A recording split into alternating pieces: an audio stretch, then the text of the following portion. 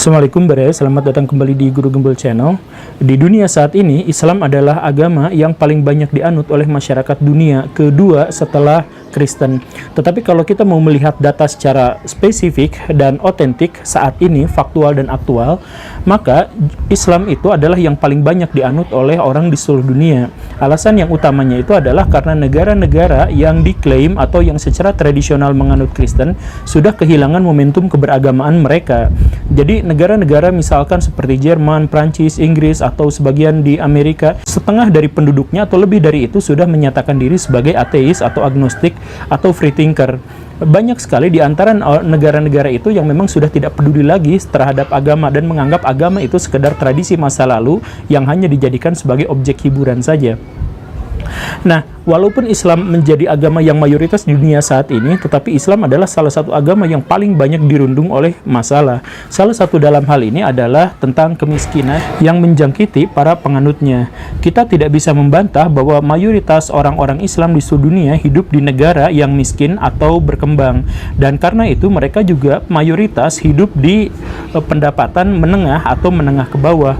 Orang-orang Islam yang hidup di negara-negara kaya itu mendapatkan kekayaannya bukan karena kemampuan entrepreneur mereka, tetapi gara-gara sumber daya yang melimpah di negara yang dimaksud. Misalkan kita sebut minyak bumi atau gas alam. Nah, jadi seandainya resources itu sudah hilang, sudah habis, maka mungkin kita akan mempertanyakan kesejahteraan orang-orang Islam di negara-negara yang dimaksud itu.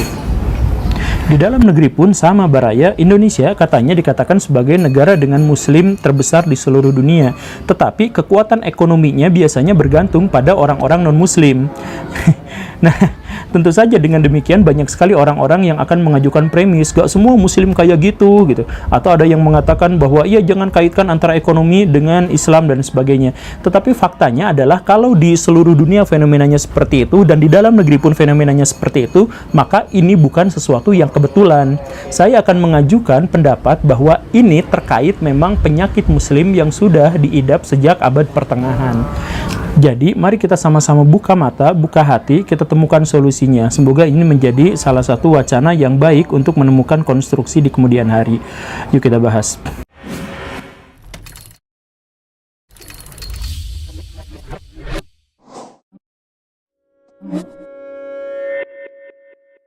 Baraya, semestinya Islam dan kemiskinan itu memang terpisah karena pendiri agama Islam yaitu Nabi Muhammad adalah pendiri agama paling kaya yang pernah dikenal dunia. Walaupun Nabi Muhammad hidup sederhana, bahkan seringkali kelaparan, beliau memiliki seluruh akses untuk mendapatkan kekayaan yang sangat luar biasa karena beliau adalah seorang penguasa dan seorang pemimpin dari sebuah imperium yang sangat besar di kala itu. Seandainya pun Nabi Muhammad tidak menjadi penguasa, Nabi Muhammad pun sangat berpotensi untuk menjadi orang paling kaya di kotanya karena beliau memang memiliki kemampuan dagang yang luar biasa dan memiliki reputasi yang sangat baik di antara para pedagang di Timur Tengah.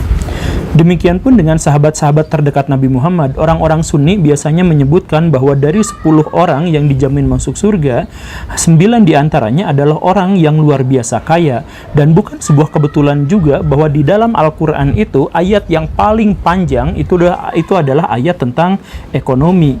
Lalu seiring berjalannya waktu, orang-orang Islam juga terbukti selalu mendapatkan kunci kekayaan karena memang doktrin-doktrin awal dalam agama Islam, syariah Islam itu meniscayakan seseorang untuk menjadi sangat kaya raya. Maka kita bisa mengenal misalkan di antara ulama-ulama orang-orang Islam, sebut siapapun, maka kita akan mendapati dia adalah seorang yang sangat kaya raya. Misalkan kita sebut di antara imam mazhab yang 4 saja, itu hanya Imam Ahmad bin Hambal yang tidak kaya, dan itu pun karena beliau ngotot untuk tidak mau menjadi kaya. Imam-imam mazhab yang lain, katakanlah misalkan Abu Hanifah, itu sedemikian kaya sampai kota Baghdad yang kita kenal di zaman kejayaan Islam itu pondasi-pondasinya ditraktir oleh Imam Abu Hanifah. Jadi luar biasa kaya beliau, sedangkan dinding-dindingnya ya dibiarkan saja, kan nanti ada wall titan. Nah, walaupun Abu Hanifah sudah mendermakan kekayaannya sedemikian banyak dan walaupun sudah mendermakan banyak sekali untuk fakir miskin, tetapi saat beliau meninggal, di kasnya, di berangkasnya ditemukan sekitar 11 triliun rupiah. Kalau dirupiahkan, betapa besar kekayaannya, dan itu adalah uang di luar aset. asetnya seperti toko dan pabrik tekstil dan lain-lain itu tetap memonopoli perdagangan tekstil di Timur Tengah. Jumlahnya sangat banyak sekali. Nah, sekali lagi Baraya bisa cek ulama-ulama yang terpandang di dunia Islam, lihat biografinya dan bagaimana kekayaannya. Imam Al-Ghazali misalkan, atau Imam Ibnu Taimiyah, atau Ibnu Jarir At-Tabari, atau Imam Bukhari, atau siapapun itu, mereka adalah orang-orang yang memiliki akses terhadap kekayaan. Bahkan banyak di antara mereka yang membuka pengajian dan mereka lah yang membayar murid-muridnya. Jadi kalau saat ini misalkan ustadz-ustadz itu dibayar sama murid-murid yang mengaji padanya, maka dalam tradisi Islam, ulama-ulama itulah yang membayar murid-muridnya. Nah, tradisi seperti ini masih berkembang, misalkan waktu disebarkan di Indonesia. Baraya tentu saja ingat misalkan tradisi pesantren. Di zaman pertengahan, tradisi pesantren di Indonesia itu, seorang kiai punya harta kekayaan yang sangat banyak, biasanya tanah yang luas, sawah, dan aset-aset ekonomi yang lainnya. Kemudian ketika murid-muridnya berdatangan untuk belajar di sana, murid-muridnya itu sama sekali tidak membayar, tetapi diberdayakan untuk mengelola aset-aset milik kiai itu. Begitu. Jadi gratis sama sekali, bahkan dibayar. Makanya ketika nanti muncul PKI misalkan di Indonesia, PKI itu benar-benar memusuhi para kiai, karena kiai-kiai itu dianggap sebagai orang-orang feodal, dianggap sebagai 7 setan desa, dianggap sebagai orang yang memiliki aset kekayaan tetapi kemudian mengeksploitasi orang lain. Sesungguhnya bukan begitu, karena memang kenyataannya kiai-kiai itulah yang sangat kaya raya kemudian membayar murid-muridnya untuk mengelola aset-aset yang dia miliki. Pesantren, pondok pesantren itu dulu begitu cara kerjanya.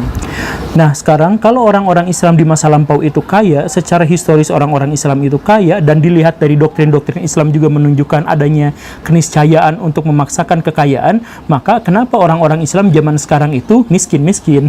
Nah, saya menemukan di sini ada 3 masalah utama atau ada 3 penyakit utama. Yang pertama itu adalah orang-orang Islam zaman sekarang itu memiliki hobi untuk menjadikan agama sebagai tameng atas kesalahan dan kelemahannya, atau atas kekalahannya. Misalkan begini, adzan masjid terlalu keras. Nah, siapa yang salah? Yang disalahkan itu adalah salah sendiri, kenapa rumahnya dekat dengan masjid. Nah, jadi agama itu dijadikan tameng atas kesalahannya. Kenapa orang-orang Islam sekarang miskin? Ya karena kita itu mencari akhirat. Nah, jadi pikiran-pikiran seperti itu adalah pikiran-pikiran yang memperkosa agama. Jadi agama itu dijadikan sebagai alat untuk menunjukkan bahwa dirinya itu tidak bersalah. Kenapa orang-orang Islam senang sekali melakukan tindakan kekerasan? Ya ini kan amar ma'ruf nahi mungkar gitu. Kenapa orang-orang Islam tidak bisa maju secara teknologi? Ya kan kami itu mencari akhirat. Kenapa orang-orang Islam sekarang miskin-miskin? Ya kan mau sekaya apapun kita ini kan nggak akan dibawa mati, uangnya itu tetap aja akan ditinggalkan kepada orang lain. Jadi untuk apa kita menjadi orang yang kaya? Nah, pikiran-pikirannya itu adalah pikiran seperti itu, dan itu jelas-jelas bukan dari ajaran agama Islam. Seandainya itu memang berasal dari ajaran agama Islam, maka sejak awal Nabi, para sahabat, dan ulama-ulama di awal peradaban Islam itu semuanya miskin. Tapi kenyataannya kita bisa melihat bahwa mereka semua itu adalah kaya, yang menunjukkan bahwa pola pikir mereka itu sama sekali lain dengan pola pikir yang kita temukan di Islam generasi saat ini. Semisal begini Baraya, tolong digarisbawahi kalimat saya.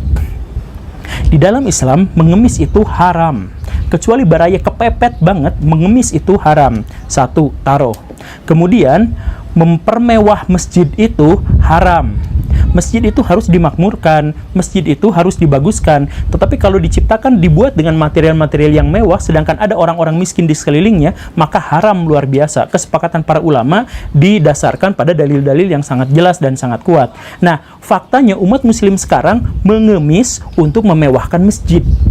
Kemudian apa yang mereka katakan? Ini untuk syiar. Syiar bagaimana? Ini menghancurkan Islam dari dalam. Karena awalnya udah haram, akhirnya digunakan untuk apapun, digunakan untuk pengharaman, untuk sesuatu yang haram. Tapi Muslim melakukan hal yang semacam itu. Inilah yang saya bilang, agama Islam itu adalah agama yang dibalik. Ide-ide, gagasan, pola pikirnya dibalik oleh Muslim zaman sekarang. Dan ketika saya misalkan menyampaikan seperti ini, atau ada orang yang menyampaikan seperti ini, banyak sekali di antara orang-orang Islam yang nggak mau introspeksi. Mereka malah menyalahkan orang yang mencoba untuk memperbaiki kondisi, memperbaiki keadaan. Dikatakan liberal lah, zindik, kafir, liberal, sekuler, atau hal-hal yang semacam itu. Memang di sini masalah utamanya Baraya, Muslim itu sampai sekarang enggan sekali, menolak sekali untuk melakukan introspeksi. Jadi ketika ada kritik, mereka malah marah. Di zaman sahabat, misalkan Umar itu melakukan introspeksi setiap malam. Jadi kebiasaan beliau sebelum tidur itu adalah menghitung, saya sekarang dosanya seberapa, saya melakukan kesalahan apa hari ini, dan sebagainya. Introspeksi itu pada akhirnya menyelamatkan karakternya agar tetap bersih, agar tetap lurus, dan seterusnya. Nah, sedangkan muslim sekarang tidak mau melakukan introspeksi itu karena menyakitkan, nggak mau disebut dosa, nggak mau disebut salah, dan akhirnya muslim sekarang terbawa semakin lama semakin jauh dari peradaban yang baik dan benar seperti yang dicontohkan oleh generasi awal Islam. Kuy, kamu kok miskin? Ya iyalah, fokus aja pada akhirat. Kekayaan makan nggak akan dibawa mati. Coba kamu kumpulin harta kekayaan sebanyak-banyaknya. Pas kamu mati, emang mau dibawa ke akhirat? Nah, kan pikirannya seperti itu. Apakah pikiran seperti itu benar? Ya salah, Baraya. Sejak awal Islam tidak pernah mengajarkan hal yang seperti itu. Lah iya gitu seperti itu? Ya iya, makanya di sini saya akan sampaikan kaidah usul terkait dengan soal kemiskinan. Jadi begini Baraya, di dalam Islam itu seandainya kemiskinan itu adalah perbuatan, maka kemiskinan itu haram. Kemiskinan itu tidak boleh. Benar-benar tidak boleh. Kenapa? Karena kemiskinan di dalam Islam disebut sebagai pintu gerbang untuk kekufuran. Kekufuran adalah salah satu dosa terbesar dalam agama Islam. Dalam kaidah usul fikih, kalau sesuatu perbuatan itu mengantarkan pada dosa, maka perbuatan itu pun akan menjadi dosa. Nah, tapi karena miskin itu bukan perbuatan, maka dia tidak bisa dilabeli sebagai dosa. Nah, tetapi walaupun demikian, maka sejak awal Islam itu memang menghindarkan segala sesuatu untuk mengarah pada kemiskinan. Segala hukum syariat itu akan menjadi batal kalau alasannya adalah miskin. Misal begini, di zaman Nabi ada seorang miskin luar biasa dan dia puasa, tetapi puasanya batal. Sama Nabi dianjurkan, kamu harus bayar sekian atau kamu harus melakukan ini itu. Pemuda itu tidak bisa melakukannya gara-gara si pemuda itu miskin, maka dia dibatalkan dari semua tuntutannya itu. Kan seperti itu. Di zaman Umar misalkan ada seorang mencuri itu di dalam Islam hukumannya sudah jelas, tetapi pencuri itu sama Umar tidak dihukum apapun, segala tuntutannya dibebaskan. Kenapa? Karena dia miskin. Di zaman Nabi, apakah ada pelacur? Banyak sekali pelacur di zaman Nabi, baik di Mekah maupun di Madinah.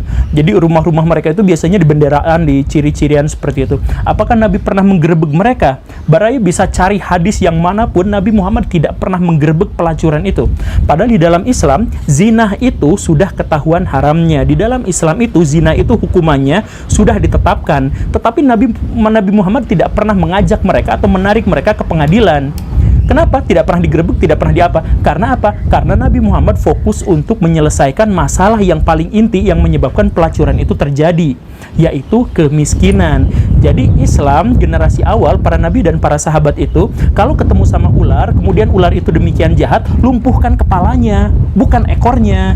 Nah, orang-orang Islam zaman sekarang itu kebalik, ekornya. Jadi kalau misalkan ada di sini dampak dari kemiskinan, kriminalitas, premanisme, atau pelacuran dan sebagainya, nah yang tegakkan syariat, hancurkan kemaksiatan, yang digerebek itu adalah ekor-ekornya itu. Tetapi tidak ada atau jarang sekali di antara muslim yang berusaha sekuat tenaga untuk menghancurkan kemiskinan itu.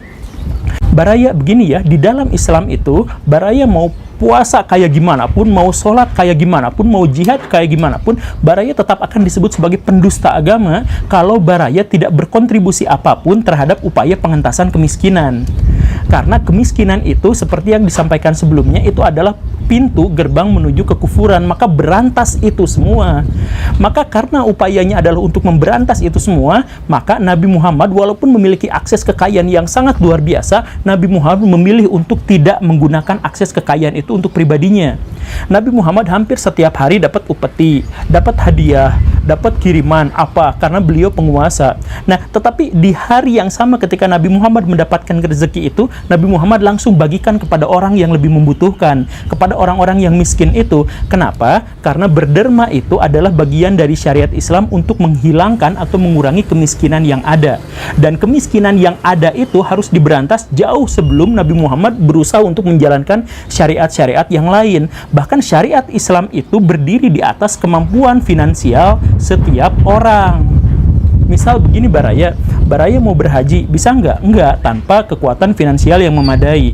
Baraya mau berzakat, Baraya mau bersedekah, bisa nggak? Enggak bisa, kecuali Baraya memiliki kekuatan finansial yang memadai. Artinya syariat Islam itu bisa tegak kalau setiap orang memiliki kekayaan yang memadai. Baraya mencuri, tapi mencurinya karena miskin, Baraya nggak akan dihukum. Baraya malak, tapi malaknya karena miskin, Baraya nggak akan dihukum. Artinya apa? Syariat Islam itu akan menjadi sirna atau akan terasingkan atau terpinggirkan kalau masalahnya adalah menyangkut masalah kemiskinan. Maka Islam generasi awal itu prioritas pada kemiskinan, menanggulangi kemiskinan. Bagaimana caranya?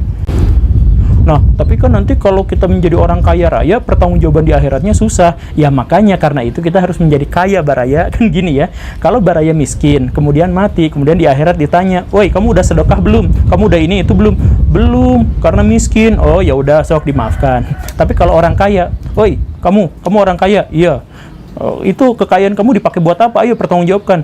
Kekayaan saya gunakan untuk bikin sekolah yang sangat besar, yang sangat mewah, yang sangat bagus, untuk meningkatkan kemampuan generasi sesudah saya, agar generasi-generasi itu mampu membangun peradaban. Kekayaan saya gunakan untuk diinfakkan kepada orang-orang yang kelaparan di Afrika, di Yaman, agar mereka semua terhindar dari kematian dan penderitaan yang sangat. Kekayaan saya digunakan untuk mendirikan sebuah rumah sakit yang sangat bagus, yang memberikan pelayanan kesehatan pada masyarakat. Kekayaan saya gunakan untuk menciptakan teknologi-teknologi ramah lingkungan, agar masyarakat di dunia sekarang tidak lagi terus-terusan merusak lingkungan. Nah, kalau baraya kaya, kemudian baraya menjawab pertanyaan-pertanyaan dengan jawaban seperti itu, baraya otomatis masuk surga. Ngapain juga risau? Makanya saya katakan sejak awal, Islam generasi awal itu kaya-kaya. Dan karena itulah mereka bisa membangun peradaban, dan karena itulah mereka bisa memenuhi syariat-syariat dalam agama Islam. Karena syariat dalam agama Islam itu hanya bisa terlaksana kalau kita mandiri secara finansial. Kan begitu. Maka kalau kita menjadi kaya, maka kita dipermudah untuk mencapai visi hidup kita, yaitu menjadi orang yang bermanfaat. Karena kata Nabi Muhammad, orang yang paling sukses itu, orang yang paling baik itu adalah orang yang memberi kemanfaatan sebesar-besarnya pada manusia yang lain. Gitu. Ya, oke, baraya itu saja ya. Terima kasih karena sudah menyimak. Saya Guru Gembul. Assalamualaikum warahmatullahi wabarakatuh.